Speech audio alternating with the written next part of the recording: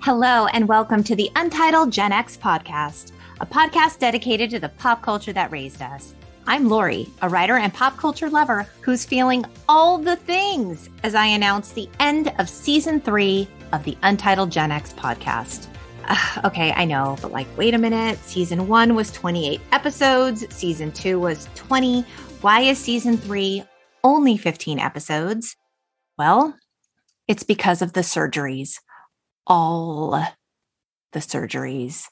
Oh, you guys, like so many Gen Xers in the sandwich generation, parents are requiring a little extra care. Our kids require care. And sometimes that means that the podcast has to take a back seat, at least for a little time.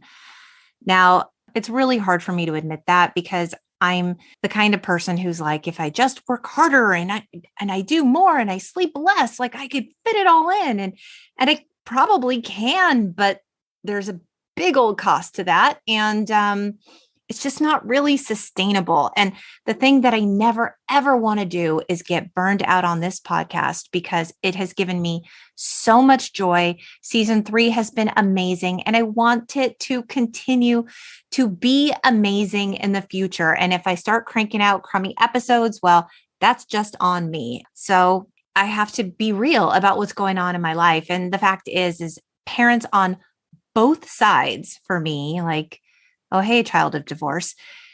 Parents on both sides are having major surgeries in May and June.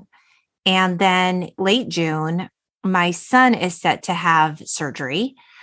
He's getting his tonsils and adenoids removed. And, I've been through that surgery before with my older son, and it's outpatient and everything. But the parental surgeries are big deals. And I need to just be there for my family. And it's all pre-op appointments and aftercare and transportation and all of these things to consider. And I know that you guys understand that. And you don't really want to hear about that on a pop culture podcast, but it is my real life and I have to deal with it. There's just nothing else to say.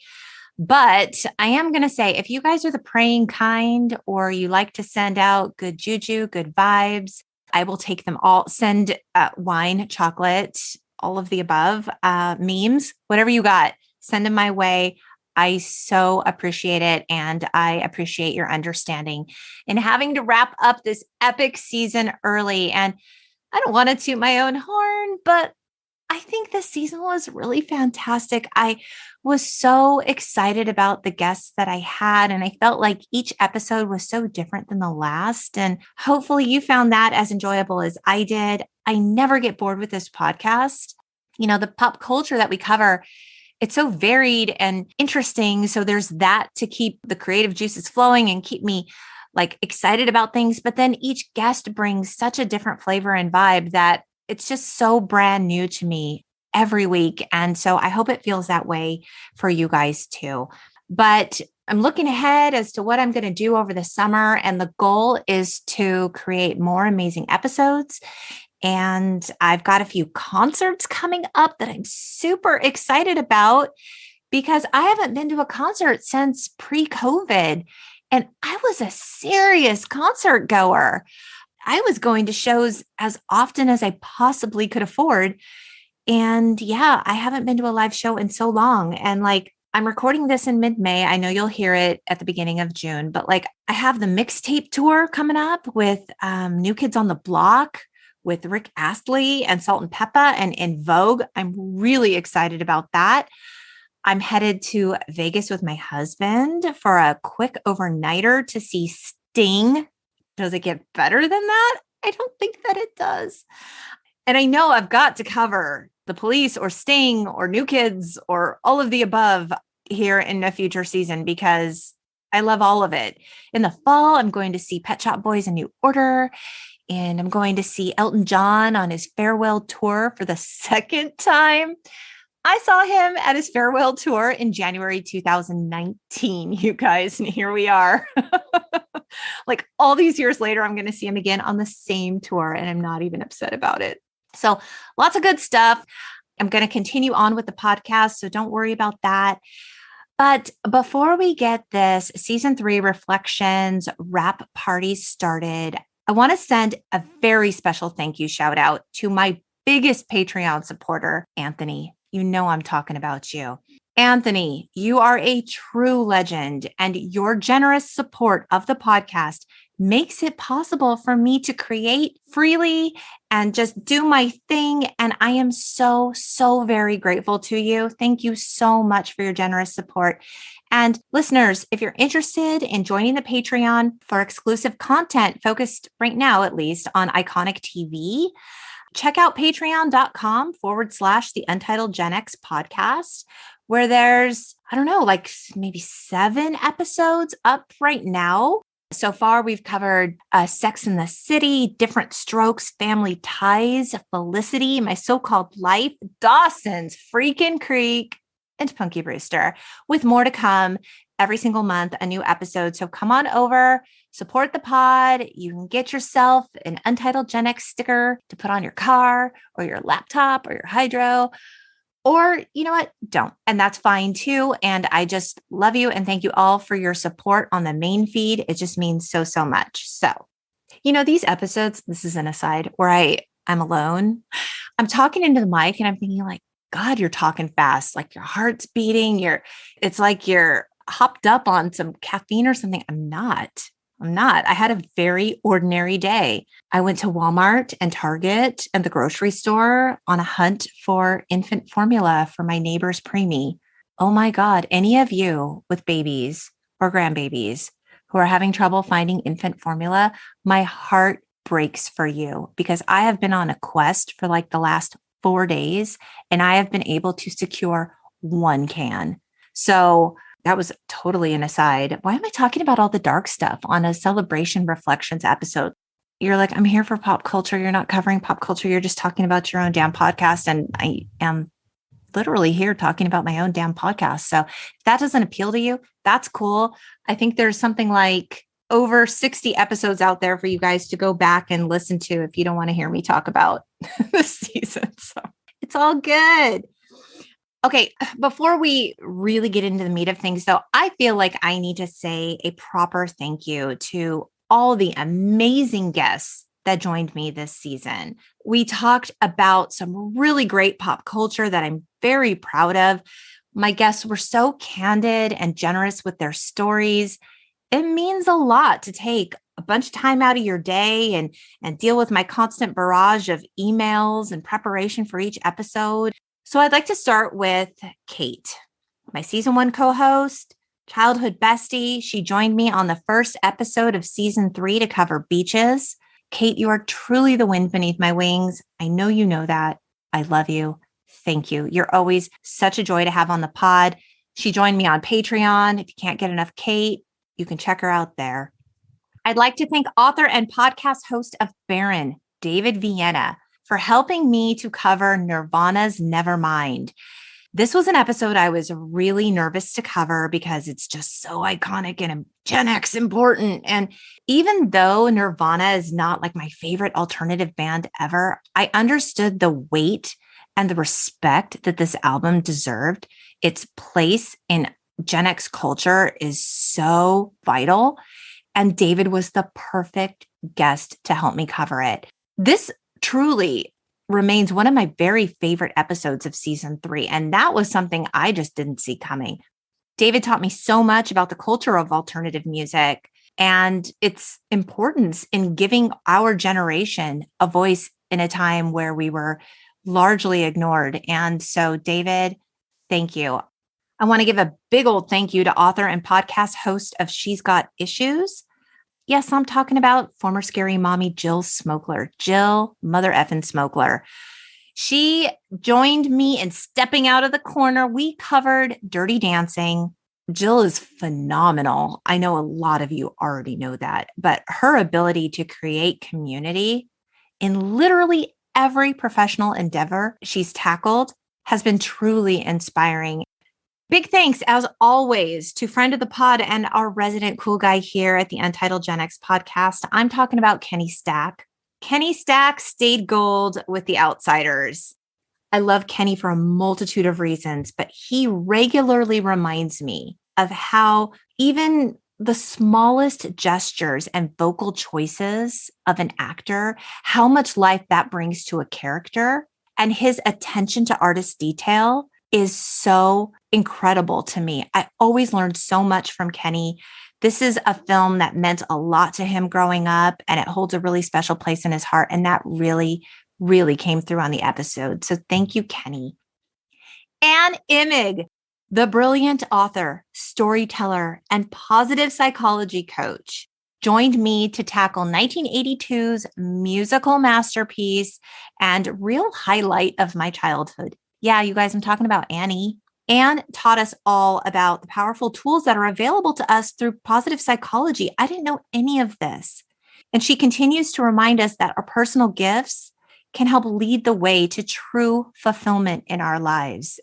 It's not about working harder. It's about leaning into the gifts that you've been given, God-given gifts and talents.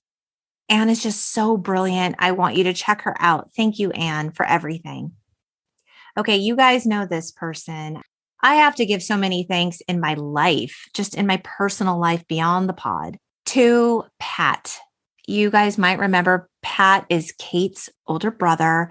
He is an English teacher. He is a college professor. He has a PhD. He joined me in Carpeing This Diem with Dead Poets Society, which is one of his favorite films in the whole wide world. Pat's passion for teaching and literature and all things Robin Williams really lent so much heart and depth to that episode. So I just want to thank Pat, as always, for sharing his wisdom and very generous spirit. And Pat joined me on the Patreon. So if you love Pat, you can get more of him over there. So check it out. Of course, I owe a giant debt of gratitude to my mentor, divorce coach Jessica Ashley, for getting into some double trouble with me on The Parent Trap. Not only did we uncover some major ethical questions and plot holes in this film, we talked all about Lohan and the importance of self-care and quality coaching through divorce, which is a huge life shift. And Jessica had so many insightful things to share. So I hope you'll check that out because it was a really fun and funny episode. I want to thank the woman that I broke the rules for, my own personal rules. I want to thank Jess Sanfilippo. She is the millennial with a Gen X soul, a true music lover. She is the founder of Roadie Social, and she joined me to sing the praises of George Michael's Faith. And Jess reminded even the most cynical Gen Xers among us that yes, millennials are more than all right, you guys. They're downright awesome. So I know we like to play favorites here and be like, oh, boomers, oh, millennial, oh. No, I think we're wrong here. I don't know. I know a lot of really amazing millennials, and Jess is one of them. And Jess knows so much about the music industry and artist relations and what it really means to evolve as an artist. So if you love you some George Michael, and really who doesn't, you might want to check out that episode. Of course, radio veteran Buzz Bishop deserves a lot of thanks for talking hard and super openly about the duality of like radio personalities. We got together to cover Pump Up the Volume. I learned a lot from him. I found his experience as an introvert who's been somehow able to kill the radio game for like over 30 years absolutely fascinating. You know, he's an introvert and then he has this giant media persona where he's the guy on your morning drive. So just to hear his incredible stories of all the artists that he's had the pleasure of meeting and knowing and introducing on stage and even partying with was super fun. So thank you, Buzz. I want to send Agent 300, my dear friend, creative artist, Rowan Harrison, a giant bouquet of thank yous. He joined me to dance the blues with David Bowie's iconic album, Let's Dance. And Rowan is an incredible artist. You guys went nuts for his pottery and hand-drawn illustrations.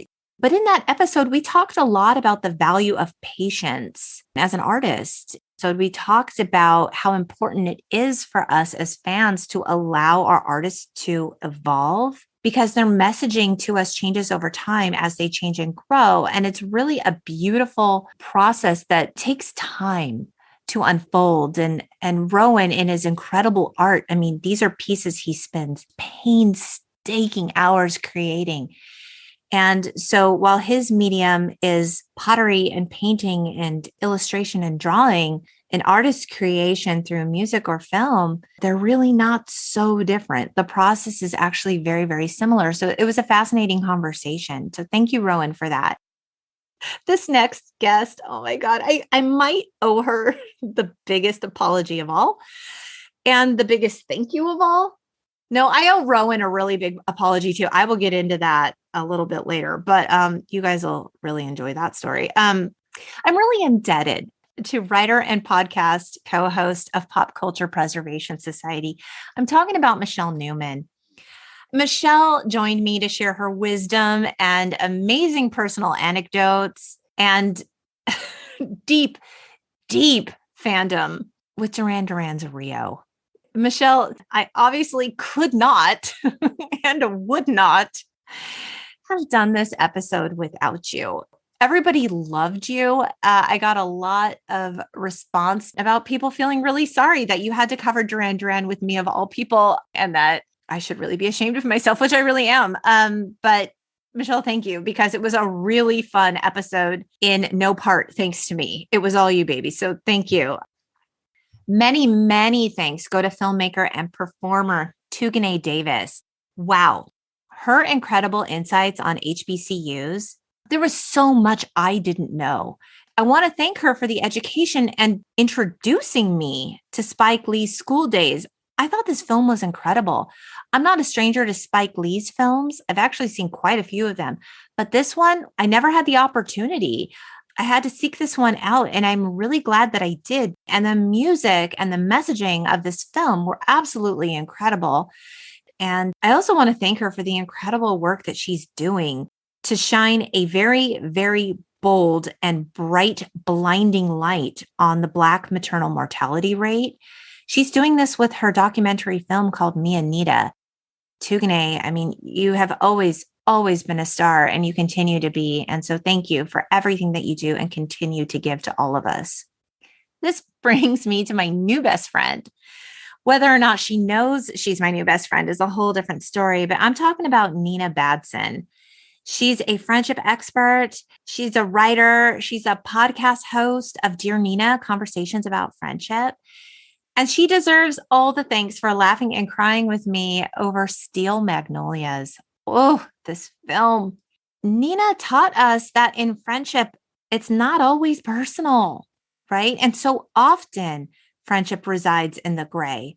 And I just encourage us all to maybe set ourselves free a little bit of the black and white in friendship. And you guys can learn more about that in the Steel Magnolias episode. But that was a real aha moment for me. So I really, really want to thank Nina for that. And last but not least, I want to thank college professor, PhD in organizational leadership, one of my personal besties, Dr. Jeanette Guinard, for joining me in covering Working Girl.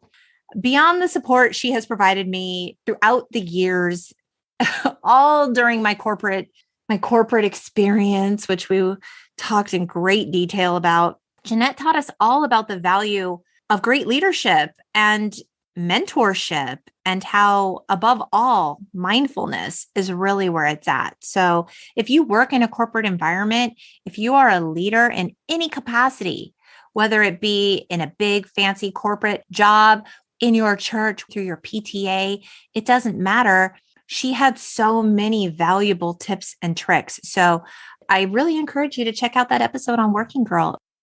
It's been a great season filled with creative conversations, deep thoughts, hilarious stories, inspirational moments.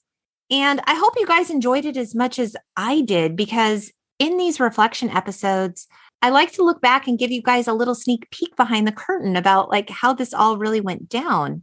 And so if we're going to talk about most popular episodes, I want to do that in terms of first week downloads. So the most popular episode in terms of first week downloads goes to Dirty Dancing. And obviously, I mean, it's a beloved, iconic film. Yes, we all love Baby and Johnny. Yes. But I know you guys really love Jill too. And Jill Smokler getting candid about the great lengths she went to view Dirty Dancing against her mother's wishes.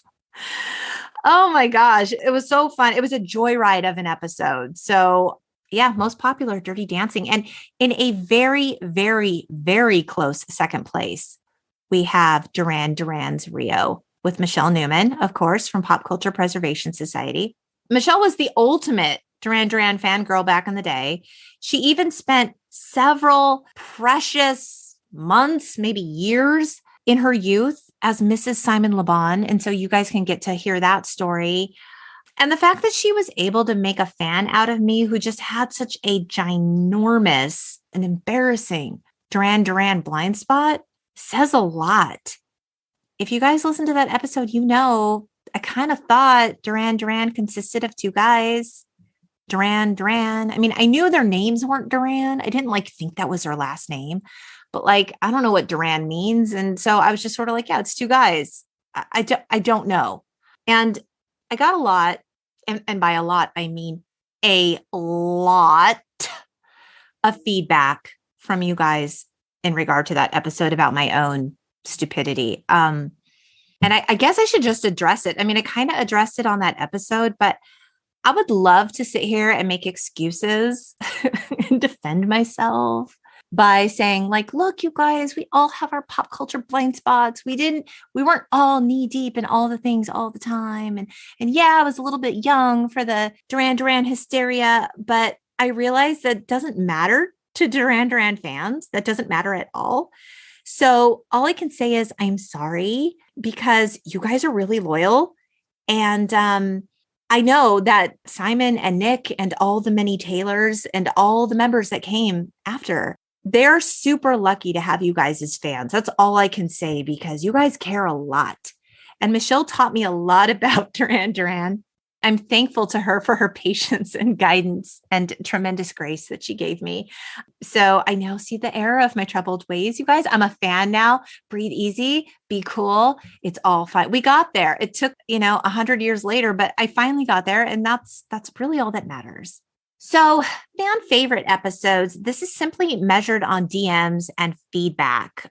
I have to say Nirvana's Nevermind with David Vienna got a lot of attention, and the whole Kurt or Kanye game we played earned some really rave reviews.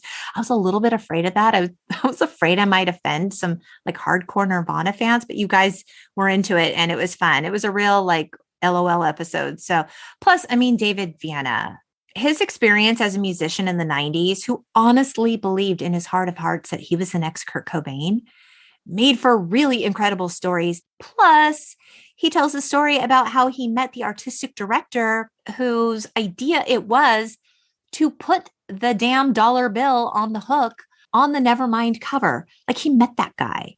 He went to his house. David has stories. Check out the episode. And of course, you guys all really, really loved Beaches with Cate. What kind of episode would that be without two lifelong friends covering it? So thank you. And Buzz Bishop, again, Buzz's stories of hanging out with INXS and having Michael Bublé as his personal wingman for a period of time was super fun for our listeners. And I received more than a few questions about Michael Hutchinson's Austin Powers party. People have questions. I have questions. It was a great conversation. If I'm looking at stats, it's always really painful for me to see that one episode that's just really, really great that people haven't heard yet. And that's kind of the beauty of taking a break from releasing an episode every week too. It gives listeners or people who are new to the pod or people who just type in some pop culture reference time to go listen to episodes about that thing. I have to say that the best episode you guys haven't heard yet belongs to David Bowie's Let's Dance with Rowan Harrison.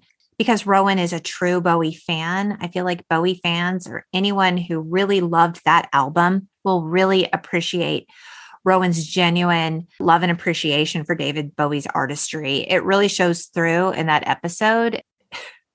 Okay, so speaking of Bowie, I said I owed Rowan an apology. This is why. If I was going to pick like a most surprising or ridiculous episode, it would belong to David Bowie's Let's Dance. And I have to tell you guys this story. This is a ginormous sort of detour, but it's the most ridiculous bullshit thing that has ever happened to me while podcasting. And I've had some dumb shit happen while I was in the middle of recording an episode.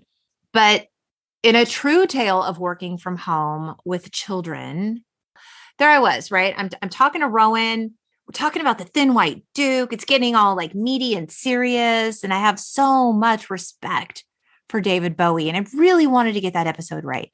So I'm up in my bedroom recording. I record in a corner of my bedroom because it's carpeted up here. My bed's here. There's a lot of like soft material in this room that makes the sound the very best. And my son was home from school that day. I don't know. Schools are closed for all sorts of stupid bullshit reasons. And whatever. He was under very strict orders to not flush toilets, don't take a shower, don't do anything loud and noisy, be very quiet. So I'm recording with Rowan, and all of a sudden I start to smell smoke. And I'm like, huh.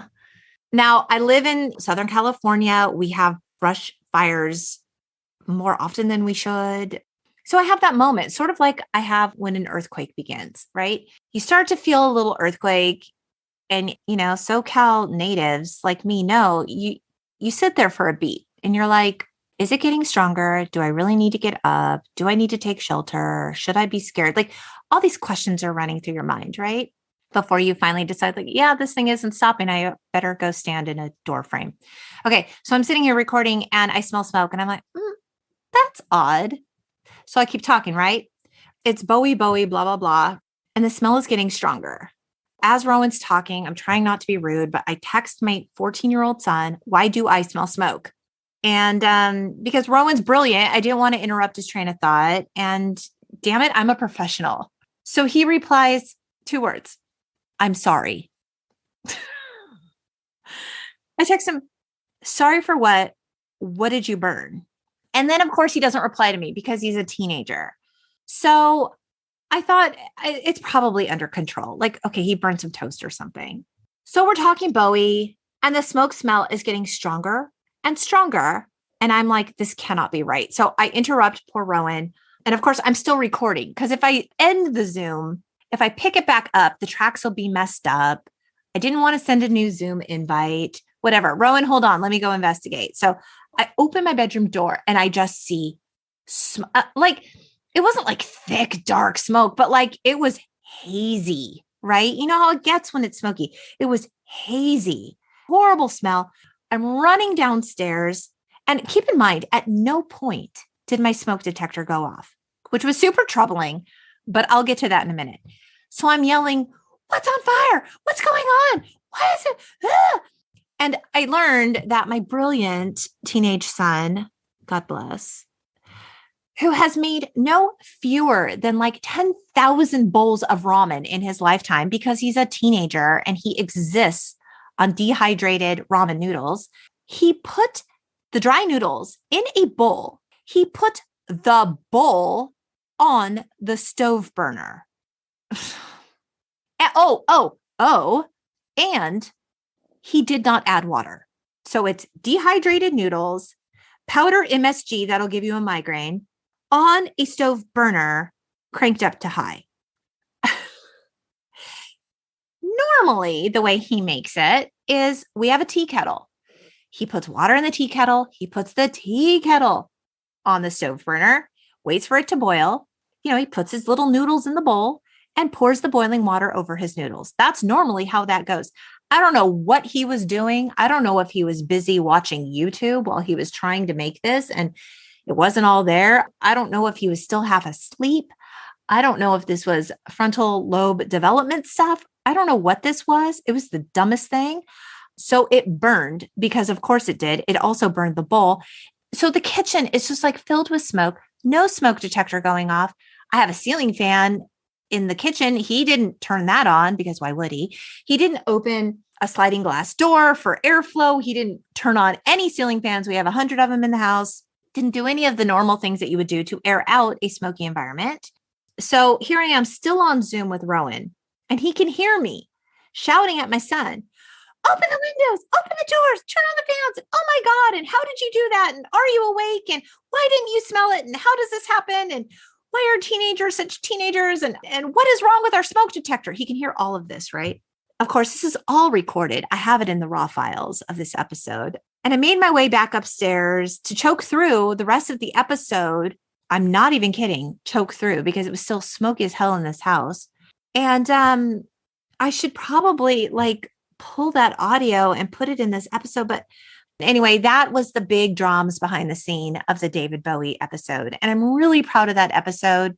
And about that smoke detector, since I've already spent 30 minutes talking about this whole stupid situation, I have no idea why it didn't sound. It's wired. It had working batteries, and it's also a carbon monoxide detector. So we got rid of that piece of shit real quick and got a new one. And we test it all the time because that's really important. So if you've learned nothing from this episode, other than the fact that Duran Duran has more than 2 members, check your smoke alarms, safety first.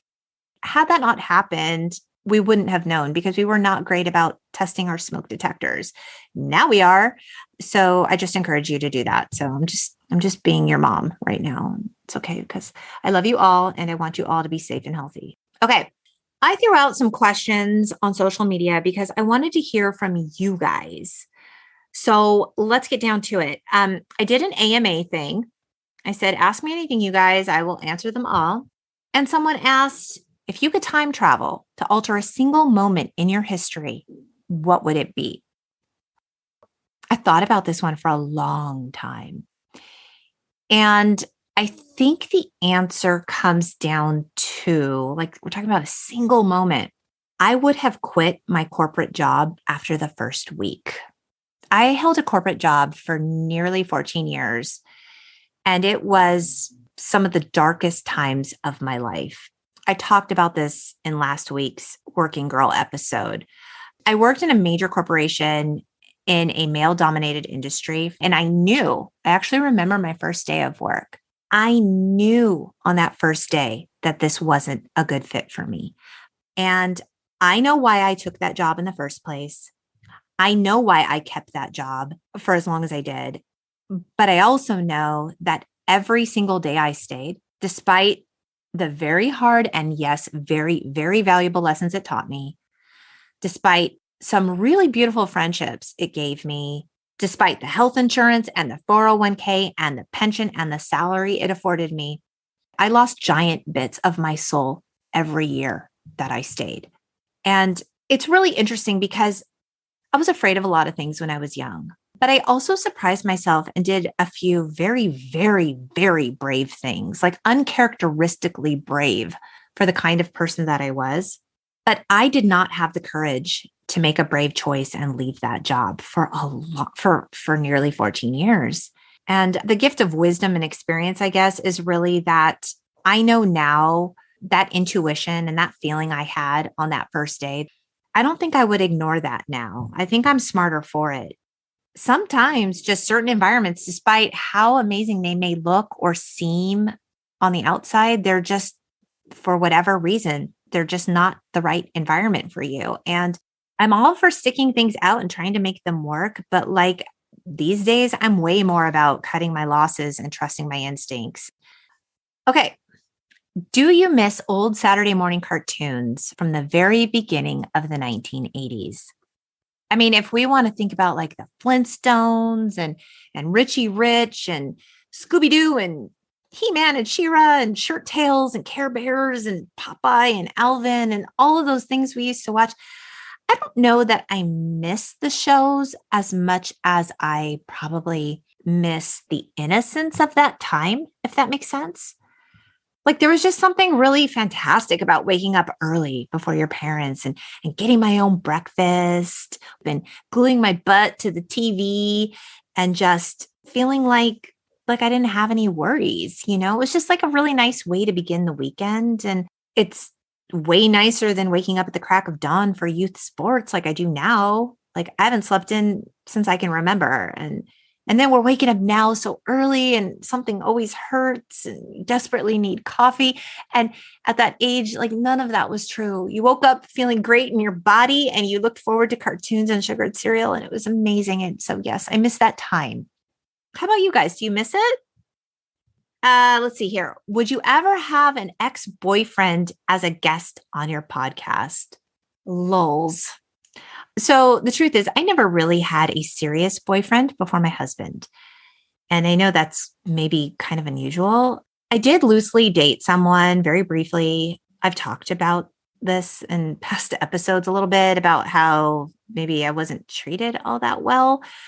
I go into a little more depth and frustration in the Patreon episode for Dawson's Creek, where we talk about the prom because he dumped me right before prom. So I had some like maybe not so nice things to say. I mean, it was all true. It was true. Would I have him on the pod? Sure.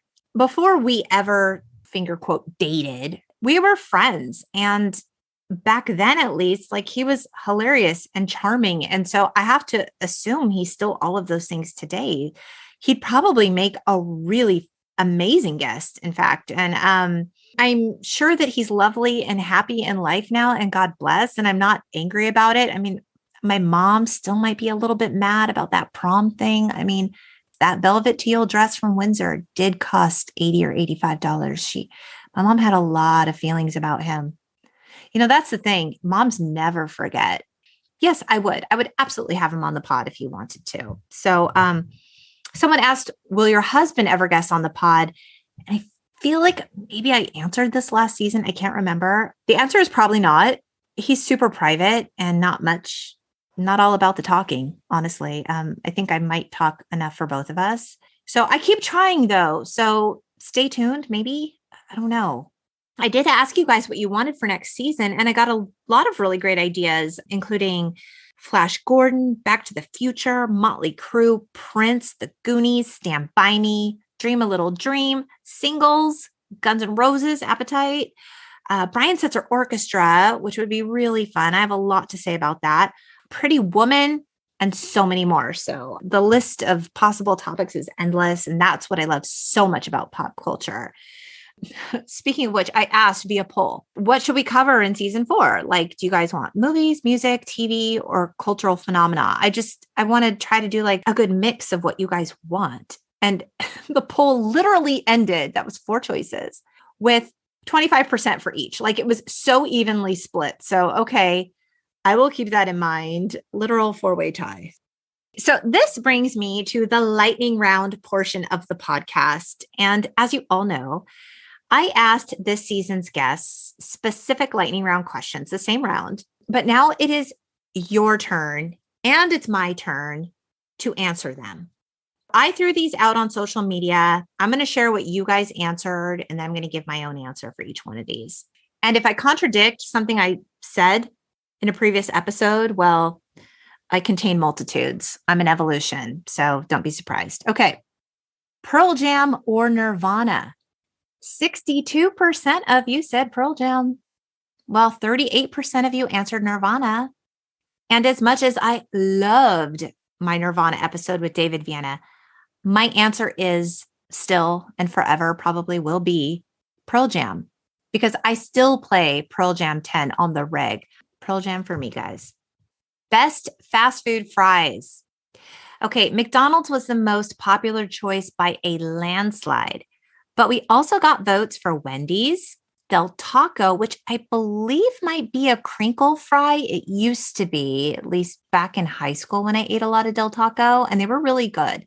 I got a couple of Burger Kings. I got a Whataburger, but I choose McDonald's all day, every day. And also, I just really love McDonald's. I think their food is delicious, and this is in no way sponsored. I love McDonald's. I'm not sorry. Favorite 90s fragrance? We got a lot of CK1. I was expecting that. It's a good answer. It's a solid answer. We also got Trésor. I'm sure I'm pronouncing that wrong. Drakkar, Sunflowers, of course, Sunflowers. Liz Claiborne, Exclamation, Debbie Gibson's Electric Youth. Do you guys remember that bottle? It had that like hot pink spiral down the perfume tube. My favorite, I have to say, it was probably sunflowers. I wore a lot of sunflowers, but in the later 90s, I really loved Clinique Happy. It's a great smell, like a hint of citrus. I really love that scent. These days, I probably mostly just smell like Lysol wipes. Did you ever own a bucket hat? 57% of you rocked a bucket hat, while 43% of you live without regret. I am a hat wearer. I wear hats nearly every day, and I have for many, many years. And in spite of that, I have never owned a bucket hat, and I actually feel a little bit smug about it. 90210 reference here, Kelly or Brenda? Okay, 88% of you chose Kelly, while Brenda only secured 12% of your love. I went back and forth with these gals. In the end, I think I side with Kelly more. I mean, I think Kelly's my pick, but she and Dylan really did Brenda so dirty that summer that Brenda went off to Paris. What a bitch, Kelly. I feel like in later episodes, Kelly redeemed herself through the coke addiction, through the fire. I feel like she went on to learn some really hard and valuable lessons. And of course, Brenda left the series. But yeah, I mean, I really felt bad for Brenda in that moment. But I still choose Kelly. I still choose Kelly. I'm sorry. Keeping with the 90210 theme, Brandon or Dylan? So Dylan won your dangerous hearts with 72% of the vote, while good guy Brandon only made 28% of you guys swoon. I guess the good guy does finish last. I think I would have chosen either. If either one of those guys paid me a lick of attention, I probably would have been all about them. They both appealed to me in their own way. So what was your first car? Okay, this was kind of an unfair ask because I got way too many responses to share here. So I'll just say that it was a pretty equal mix of cars that ran like shit that you guys loved, hated, and feared. It's like, I got a lot of answers like, oh, I had a Dodge Dart. It was a piece of shit, but I loved it. Right. All these creative stories about how people had to start their engines and how they were always having to push them and how they would stall out in the freeway and like all this really scary stuff. So it was like equal parts that and equal parts awesome cars that you guys just plain loved. And you wish that you drove nicer. And you wish that you kept to this day. I got a lot of those answers too. My first car was a used 1989 Acura Integra with a sunroof. It was white. It was hot. That car was damn sexy. I bought it with my own money and I drove it like shit until the transmission crapped out on me. I was so unkind to that car. And it's not because I didn't value it. I actually commuted a half an hour to my high school every day. And then I worked in the opposite direction and commuted a half hour longer to my job. And then I would drive over an hour home. And I was doing all of this while I was a high school student. My car was really, really important to me. And I loved it a lot. I was just a terrible driver. I was a terrible driver for the amount of miles that I was clocking every single day. And God was watching over me and God was watching over all of you who had to share the roads with me back in the day. Now I am a most excellent driver. Were you a latchkey kid?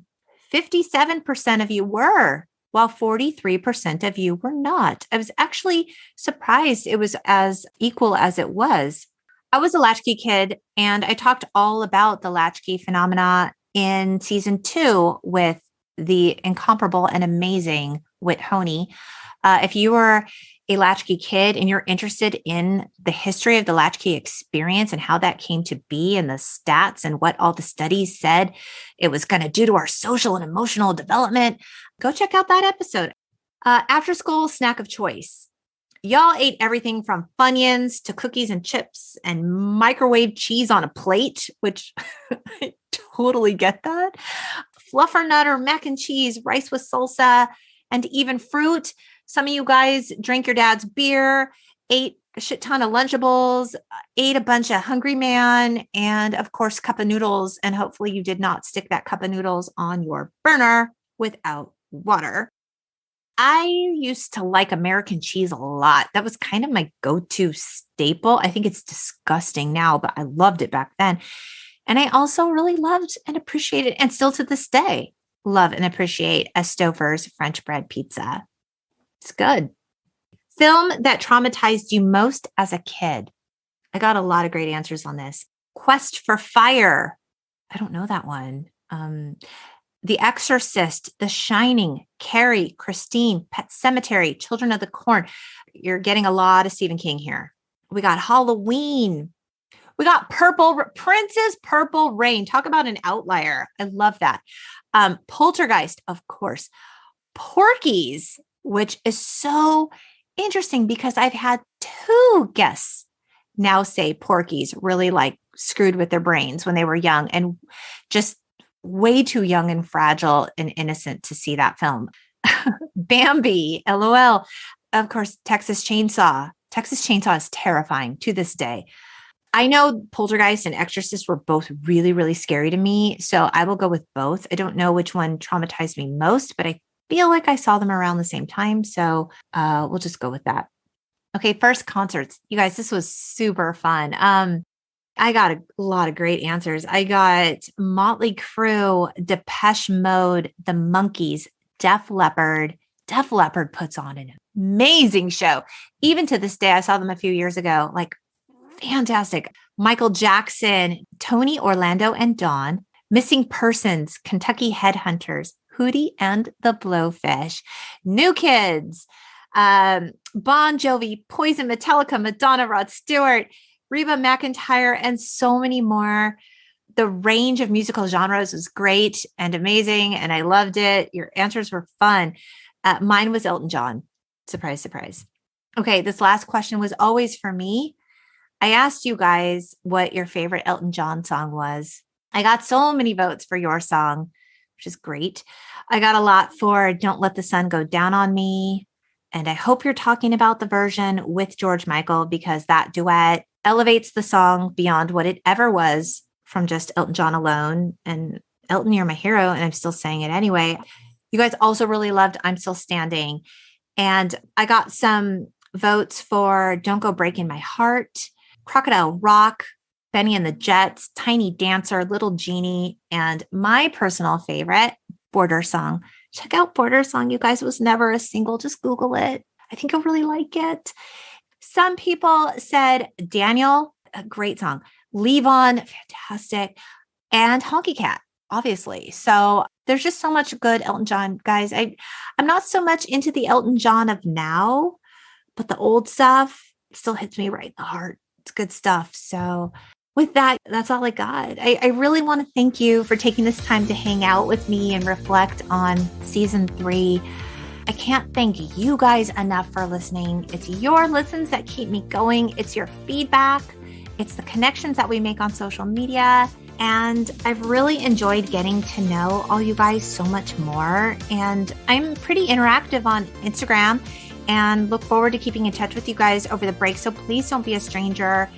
I look forward to coming back to season 4, that everyone's health is good and everyone is just doing amazing. And of course, like I told you, if you're interested in exclusive content, you're looking for new stuff while I'm on a break, check out the Patreon, patreon.com/the Untitled Gen X podcast. I miss you already. And as always, I hope you keep in touch, beautiful people. Bye.